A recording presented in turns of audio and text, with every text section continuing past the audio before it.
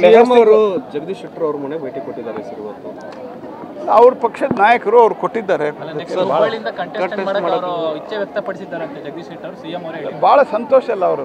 ನಾವೆಲ್ಲ ಬೇಡ ಅಂತ ಹೇಳಿದ್ವಿ. ಅವ್ರ ಪಾರ್ಟಿ ಕ್ಯಾಂಡಿಡೇಟ್ ಮಾಡೋಕೆ ನಮ್ಮನ್ನೇನು ಕೇಳಿ ಅಥವಾ ಸಾರ್ವಜನಿಕವಾಗಿ ಅದನ್ನು ಹೇಳ್ಬೇಕಲ್ಲ. ಇನ್ನು 3-4 ತಿಂಗಳಿದೆ. ಲೋಕಸಭಾ ಚುನಾವಣೆ ಹತ್ರ ಬರ್ತಾ ಇದೆ.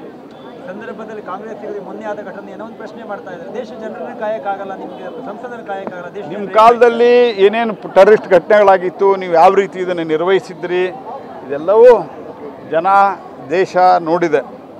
ಇವತ್ತು ನಡೆದಂಥ ಘಟನೆ ಅದರಲ್ಲಿ ಅತ್ಯಂತ ಒಂದು ಉನ್ನತ ಮಟ್ಟದ ತನಿಖೆ ನಡೀತಾ ಇದೆ.